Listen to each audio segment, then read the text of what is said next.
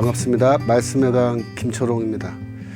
오늘 계속해서 시편 110편 우리가 공부할 텐데요. 오늘 제목은 메시아는 새로운 아담이다 라는 제목으로 13번째 강의하도록 하겠습니다. 110편의 보좌 우편에 앉은 분이 이제 1절에 나오는데, 이 보좌 우편에 앉아 있는 분이 바로 아담이다 혹은 아담과 연결되어 있다라는 것을 이해하지 못한다면 아직 110편을 제대로 이해한 것이 아니라고 말할 수 있습니다. 우리는 110편이 어떻게 해서 이게 아담과 연결되는지 우리가 추적을 해볼 텐데요. 마치 우리가 수사관처럼 추적을 한번 해보겠습니다. 출발점은 이제 고린도전서 15장입니다. 15장 25절에 그가 모든 원수를 그 발 아래 둘 때까지 이런 말이 나왔어요. 이 부분이 바로 시편 110편 1절을 인용한 거죠. 반드시 왕노릇하리니 26절 만물을 그의 발 아래 두셨다 하셨으니 만물을 아래에 둔다 말씀하실 때 이렇게 쭉 진행됩니다. 고린도전서 15장 25절에서 27절은 바울이 이 종말에 대해서 이야기하는 부분인데요. 25절에 그가 모든 원수를 그 발 아래 둘 때까지는 시편 110편 1절 내가 내 원수들로 내 발판이 되게 하기까지 그거를 인용한 것으로 보는 겁니다. 바울은 그리스도가 보좌 우편에 앉으셔서 거기에서 왕노릇 하신다. 그러니까 왕노릇한단 말은 왕으로 다스린다라고 그렇게 이야기하는 겁니다. 그래서 그리스도는 왕이라는 거죠. 그런데 곧 이어서 27절에서 바울은 시편 8편 6절을 인용해서 110편 1절과 연결시키는 겁니다. 그래서 방금 읽은 26절에 만물을 그의 발 아래 두셨다라는 것이 바로 시편 8편 6절의 인용입니다. 주의 손으로 만드신 것을 다스리게 하시고 만물을 그의 발 아래 두셨으니 이렇게 되어 있단 말이에요. 흥미로운 거는 보좌 우편에 앉았다라는 말, 또 만물을 그 발 아래 원수를 그 발 아래 두었다라는 이런 내용이 시편 8편 6절 내용과 동시에 나타나는 겁니다. 그런 현상이 성경에서 발견되는데요. 볼까요? 에베소서 1장 20절에 보시면 20절에 하늘에서 자기의 오른편에 앉히사, 이게 110편 1절이잖아요. 22절에 또 만물을 그의 발 아래 복종하게 하시고 라고 해서 110편 1절과 시편 8편 6절이 동시에 나옵니다. 이게 고린도전서 15장하고 또 비슷한 구조로 되어 있는 거예요. 베드로전서 3장 22절에도 비슷한 현상이 발견되는데요. 그는 하늘에 오르사 하나님 우편에 계시니, 이게 이제 110편 1절이고 천사들과 권세들과 능력들이 그에게 복종한다라고 해서 그 발 아래 둔다. 만물을 그의 발 아래 둔다. 심지어 이 보이지 않는 천사들도 만물에 속한 거죠. 그래서 다 그에게 복종한다. 이런 현상이 나타난 겁니다. 이런 현상이 나타나는 이유는 지금 베드로전서 히브리서를 봤잖아요. 보시면 에베소서하고 베드로전서. 여기 보시면 이제 바울 서신뿐만 아니라 베드로전서에도 동일한 이런 내용들이 나오기 때문에 바울뿐만 아니라 초대교회가 시편 110편과 8편을 그리스도에 대한 찬송으로 이해하고 있었다라는 것을 우리에게 보여주는 겁니다. 그렇다면 왜 초대교회는 시편 8편을 110편 1절과 함께 인용하는 걸까요? 우리가 시편 8편을 한번 들여다봐야 됩니다. 시편 8편은 원래 아담에 대한 시편입니다. 그래서 3절에 보시면 주의 손가락으로 만드신 주의 하늘과 주께서 베풀어 두신 달과 별들, 이란 말은 이 창세기에 나오는 천지 창조에 대한 이야기인 거죠. 천지 창조에 대해서 먼저 언급을 하는 겁니다. 그 다음에 4절 보시면 사람이 무엇이기에 주께서 그를 생각하시며 인자가 무엇이기에 주께서 그를 돌보시나이까 라고 해서 이게 대꾸로 되어 있는데요. 여기서 사람 또 인자 이게 누구냐라는 것을 우리가 한번 잘 생각해 봐야 됩니다. 시편 8편 4절에서 사람은 히브리어로 에노시라고 되어 있고 인자는 뺀 아담이라고 해서 아담의 아들 문자적으로는 그렇게 되어 있습니다. 그래서 그를 인자 사람의 아들이라고 이제 번역을 한 건데요. 아담이 사람이니까 또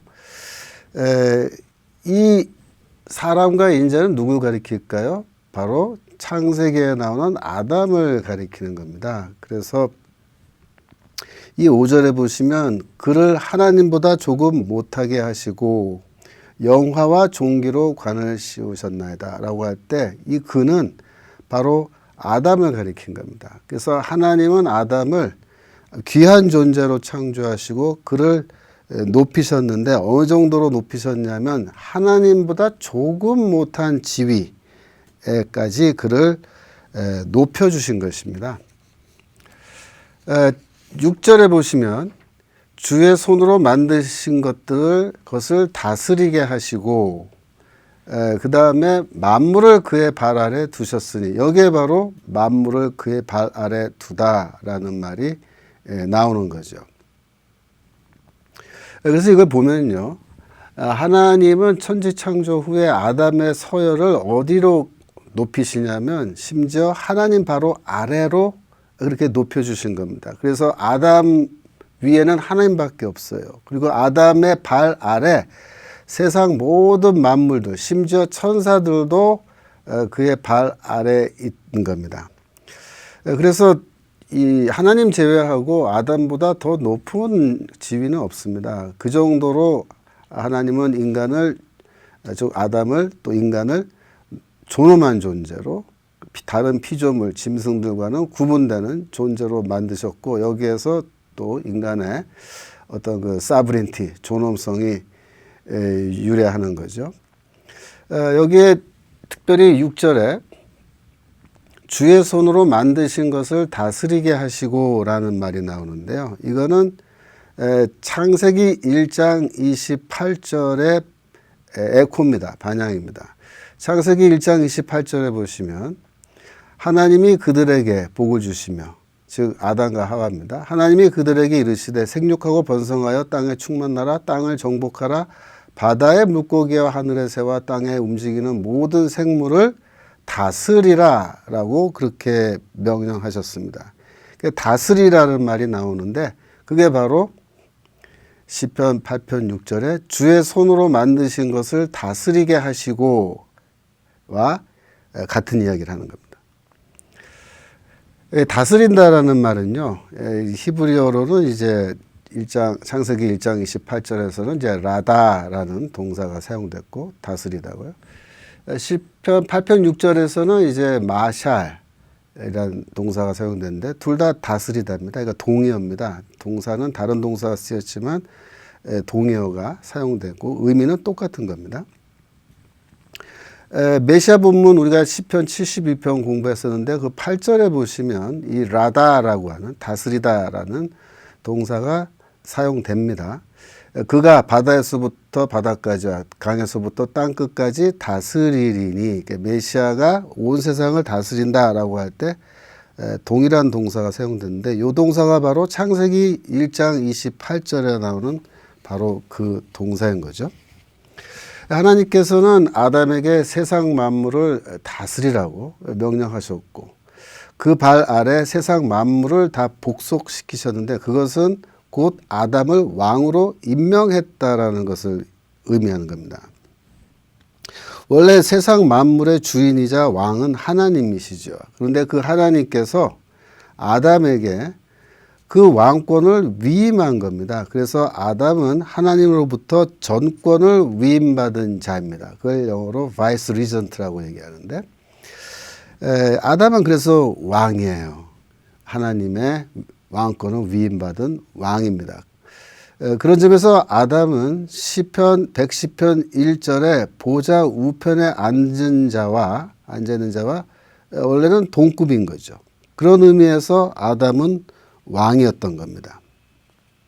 물론 이제 범죄함으로 그 왕의 지위를 잃어버리고 에덴에서 쫓겨나게 되지만 원래 아담이 창조될 때는 왕으로 그렇게 의도되었던 겁니다. 만약 시편 8편이 아담에 관한 시편이라면 왜 바울과 같은 사람은 고린도전서 15장 27절에서 시편 8편 6절을 그리스도에게 적용하는 걸까요? 시편 8편이 아담에 대한 시편인데 왜 엉뚱하게 그리스도에게 적용하는 거냐, 그런 질문입니다. 바울이 시편 8편에 사람이 누구간데 또 인자가 누구간데 이렇게 얘기할 때 그 인자와 사람이 아담이란 것을 몰라서 바울이 무식해서 그래서 실수로 그리스도에게 적용하고 있는 걸까요? 아니죠. 그 이유를 우리가 한번 살펴보려고 합니다.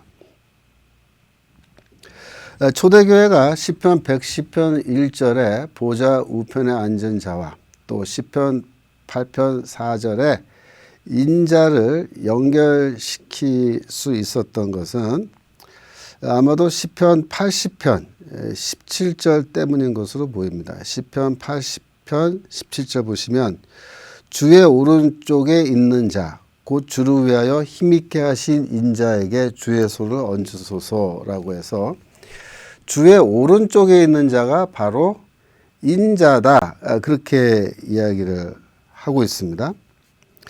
둘을 동일시하는 거예요. 그런데 이 탈굼을 보시면 시편 탈굼, 그러니까는 80편 탈굼이죠. 17절의 인자를 왕 메시아로 그렇게 바꾸어서 쓰고 있어요. 이것은 후기 유대교에서 인자를 메시아로 이해하고 있었다라는 걸 보여주는 건데요. 그래서 뺀 아담, 인자를 메시아로 부르는 겁니다. 그 텍스트를 우리가 직접 한번 보면 And the stock which your right hand has planted and upon the king Messiah. 그래서 메시아라는 말이 여기 나오는 겁니다. 물론 이제 절수가 약간 바뀌죠. 그렇지만 같은 절을 패러프레이징한 겁니다. 즉 1세기 유대인들이 인자를 메시아로 읽었다면 주의 오른쪽에 있는 자도 당연히 메시아로 이해했겠죠. 그렇습니다. 마찬가지로 110편 1절에 보좌 우편에 앉은 자도 당연히 같은 주의 오른쪽에 있는 자로 그렇게 보고 메시아로 이해했을 겁니다. 시편 80편 17절이 중요한 이유는 이 구절이 시편 110편 1절과 시편 8편의 내용을 연결시켜 주고 또 더 나아가서 다니엘서 7장에 나오는 인자와 연결해 주는 그런 연결고리가 되기 때문입니다. 다니엘서 우리가 공부했죠. 다니엘서의 인자는 하나님과 나란히 앉아 있기 때문에 시편 110편 1절과 연결된다고 했습니다. 이거를 지금까지 우리가 논의한 거를 좀 정리해서 시각적으로 우리가 한번 정리를 해보면요.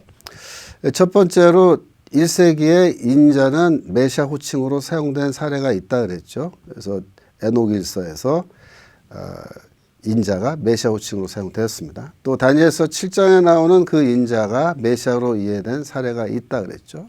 마찬가지로 에녹일서가 그의 한 예입니다. 또 쿰란도 그럴까요? 시편 80편 17절은 이런 내용입니다. 인자와 주의 오른쪽에 있는 자는 같다. 그렇죠? 그리고 주의 오른쪽에 있는 자는 메시아다. 그렇게 이해를 하는 겁니다. 여기에 110편 1절이 연결되면 인자는 주의 오른쪽에 있는 자고 그는 곧 보좌 우편에 앉은 자고 그는 곧 메시아다. 이렇게 되는 겁니다. 여기에 시편 8편 4절, 5절, 6절을 연결하면 인자는 주의 오른쪽에 있는 자고 보좌 우편에 앉은 자고 그 우편에 앉은 자가 곧 또 누구냐?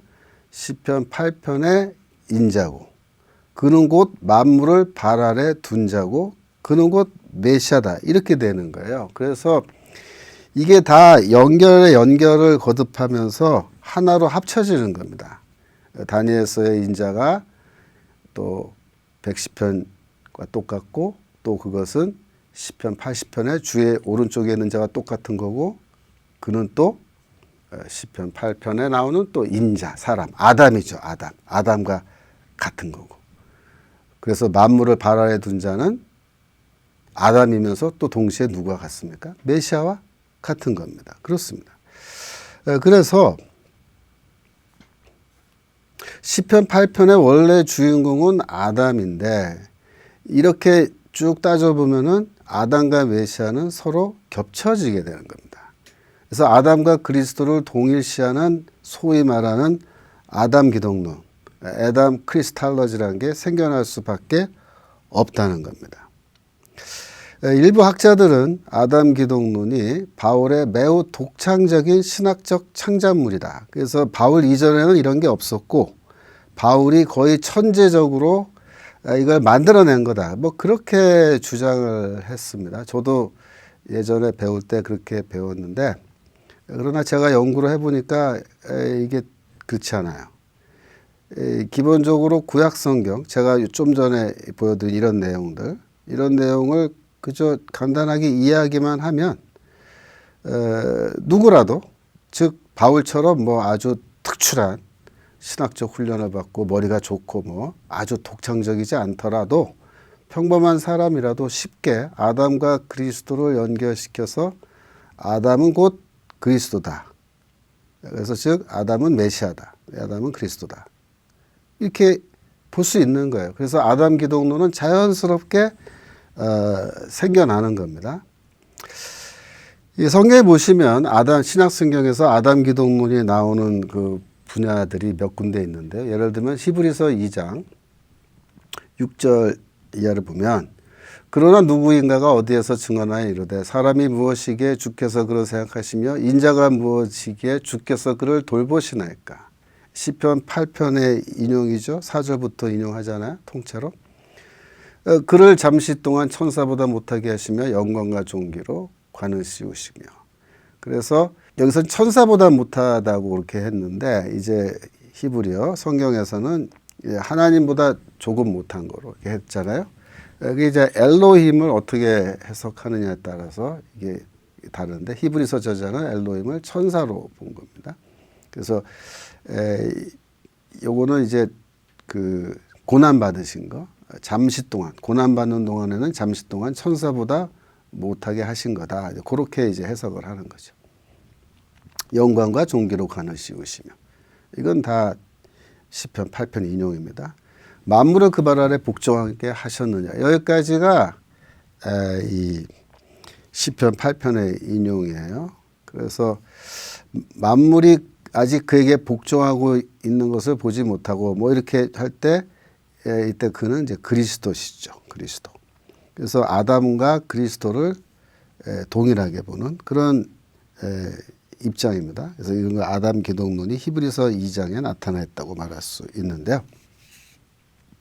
그렇다면 히브리서 저자가 바울한테서 아담 기독론을 배운 걸까요? 아마도 아닐 겁니다. 위에서 설명드린 것처럼 초대교회는 구약 성경의 여러 구절들을 통해서 시편 8편이 아담에 관한 시편이면서 동시에 메시아에 관한 시편이라고 그렇게 생각했기 때문에 시편 8편을 예수 그리스도에게 적용한 겁니다.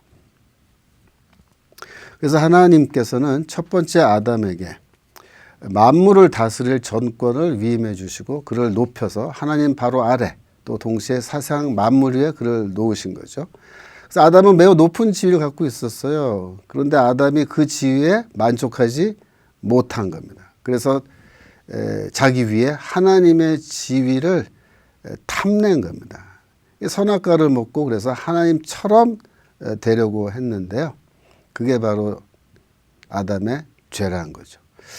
빌립보서에서 2장에 나오는 그 찬양시에서 바울이 이 점을 지적하고 있습니다.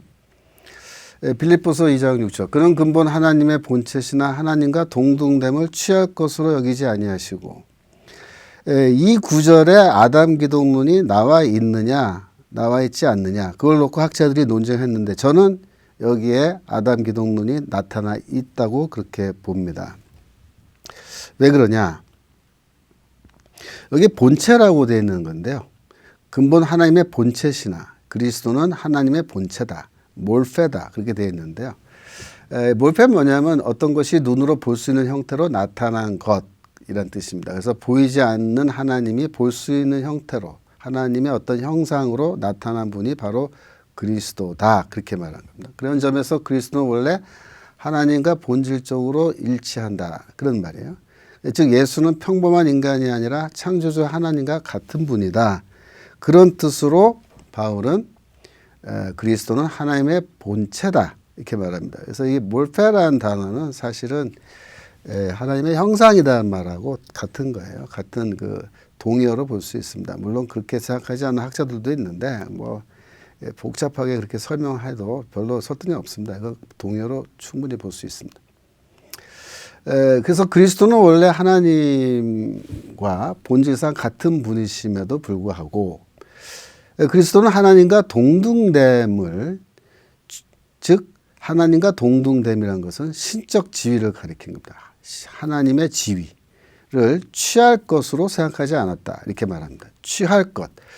여기서 이제 하르파그모스라는 단어가 사용됐는데요. 이 하르파그모스라는 이 명사는 동사형 하르파조의 이제 파생어 명사인데 하르파조는 뭐냐면 잡아채다, 낚아채다라는 그런 뜻의 동사입니다. 영어로 to snatch. 마치 날치기 강도가 핸드백을 탈취하고 이렇게 잡아채는 그런 행동을 이제 묘사하는 동사예요. 도둑질한다라는 그 정도의 뜻이 여기 뉘앙스가 있습니다. 그래서 바울은 이렇게 말한 거예요. 그리스도는 신적 지위를 갖고 계셨음에도 불구하고 하나님의 지위를 탈취의 대상으로 생각하지 않았다. 이렇게 말하는데요. 그렇다면 질문이 신적 지위를 탈취의 대상으로 생각한 사람은 누구냐 이겁니다. 그 존재와 그리스도를 지금 대비하는 거거든요. 누굴까요? 신적 지위를 도둑질하려고 했던 사람? 바로 아담이죠. 아담입니다. 그래서 바울은 빌립보 찬양시에서 그리스도와 아담을 이제 비교하는 것으로 그렇게 보이고요. 첫 번째 아담은 왕의 지위를 갖고 있었음에도 불구하고 자신의 지위에 만족하지 못해서 심지어 하나님의 지위를 탐내고 결국 잡아채려고 도둑질하려고 하다가 결국 왕의 지위까지 잃어버리는 그래서 에덴에서 쫓겨나는 그런 죄를 지은 거고요. 두 번째 아담 바로 그리스도입니다. 두 번째 아담은 본래 신적 지위를 갖고 계신 분이에요. 그럼에도 불구하고 자신을 비워서 종의 모습으로 오셔서 이 땅에서 십자가에서 죽으셨다. 그래서 아주 극적인 대비를 바울이 보여주는데 여기에 바로 아담 기독론이 나타나 있는 겁니다. 또 마가복음 1장 13절 광야에서 40일을 계시면서 사탄에게 시험을 받으시며 들짐승과 함께 계시니 천사들이 수종들더라. 이 구절에 아담 기독론이 있다고 이제 학자들이 그렇게 대체로 봅니다.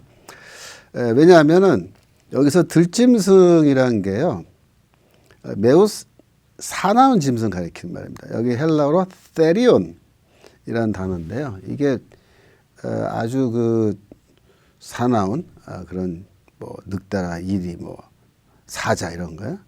근데 이런 사자 들짐승과 함께 계셨는데 그들이 이 그리스도를 예수를 공격하거나 그렇게 한 게 아니고 그냥 이렇게 함께 계셨다는 거죠. 천사들이 수종들고 이 모습은 아담이 타락하기 전에 에덴 동산에 있을 때 그곳에 이제 짐승들과 함께 평화스럽게 하나님의 샬롬 속에서 있었던 것, 그 그림을 여기서 잠깐 보여주는 걸로 그렇게 보는 겁니다. 그래서 마가가 은연중에 예수는 첫 번째 아담에 비유되는 그래서 새로운 아담이다. 뭐 그런 뉘앙스로 이렇게 얘기하는 게 아닌가 보는 겁니다. 또 바울서신의 로마서 5장 12에서 21절, 고린도전서 15장 45에서 49절에 아담 기독론이 아주 구체적으로 나오죠. 그래서 바울이 첫 번째 아담과 두 번째 아담인 그리스도를 유형론으로 타이팔로지로 이렇게 대조하는 그런 독특한 그런 기독론이 나오는데요. 요거는 뭐 다 살펴보려면 너무 시간이 많이 드니까 다음에 하기로 하고, 일단 한 구절만 보면은 로마서 5장 14절, 그러나 아담으로부터 모세까지 아담의 범죄와 같은 죄를 짓지 아니한 자들까지도 사망이 왕노릇하였나니 아담은 오실 자의 모형이라. 그러니까 첫 번째 아담은 나중에 오실 자, 즉 메시아입니다. 그리스도의 한 모형이다. 그래서 제가 타이팔로지라고 얘기한 거예요. 하나의 타이포다. 그래서 성경은 아담과 그리스도를 비교하는, 유비하는 그런 종류의 기독론을 이야기하고, 그것은 구약 성경에 다 나오는 것이고, 그런 것들은 또 다 이렇게 시편 110편, 뭐 시편 8편, 뭐 80편 이런 내용과 다 연결되어 있는 겁니다. 특별히 이제 왕노릇하다, 왕노릇한단 말이 나왔잖아요. 사망이 왕노릇한다. 이 말은 이제 바실리오라는 동사인데요. 명사형이 바실리우스 왕이고요. 동사형은 이제 왕으로 다스리다, 바실리오인데요. 첫 번째 아담이 원래 왕의 지위를 갖고 있었죠. 그래서 만물을 다스릴 권한을 갖고 있었는데 불순종으로 인해서 왕의 지위를 상실하고 쫓겨났죠. 그 대가로 죽음을 형벌로 받은 겁니다. 그래서 아담도 이제 죽는 존재가 된 건데, 그 이후에 어떻게 됐냐면 아담이 왕의 지위를 상실하고 죽음이 왕의 지위를 얻게 되었다. 그래서 죽음이 왕으로 다스리는 그런 일이 발생하게 되었다고 바울은 그렇게 말한 겁니다. 사망이 왕노릇하였나니, 이 말이 그 말입니다. 즉 하나님의 창조에 큰 문제가 생긴 거죠. 원래 아담이 다스리고 왕이 되어야 되는데 죽음이 왕노릇하게 되는 엉뚱한 일이 발생했기 때문에 하나님께서 이 문제를 해결하시기 위해서 이제 새로운 아담을 왕으로 세워서 이 문제를 해결하고 이 세상을 다스리게 하는, 또 죽음의 지배 문제를 해결하게 하는 그런 일을 하게 하시는데, 그가 바로 누구냐? 그가 바로 메시아입니다. 메시아. 그리스도죠. 그가 바로 또 누구냐? 시편 110편 1절에 보좌 우편에 앉은 분이라고 그렇게 볼 수가 있습니다. 오늘 배운 거 정리해 볼까요? 시편 110편 1절은 시편 8편 6절과 같이 연결되어서 사용되는 그런 본문들이 다수 신약성경에서 발견됩니다. 시편 8편은 우리가 연구해 봤는데 원래 아담에 대한 시편이고, 아담은 하나님의 대권을 위임받은 자죠. 그런데 초대교회는 아담에 대한 시편인 8편을 그리스도에게 적용합니다. 왜 적용하는지 제가 거기서 좀 자세하게 논증을 했죠. 그래서 구약 성경에 이런 내용을 이해하면 자연스럽게 아담 기독론이 나온다. 그래서 그 예를 우리가 몇 개 살펴봤습니다. 다음 강의는 계속해서 110편을 우리가 연구하는데요. 다음 강의 제목은 메시아 또 아담, 성도는 모두 왕과 제사장이다 라는 제목으로 제가 강의하도록 하겠습니다. 오늘은 여기까지 하겠습니다. 감사합니다.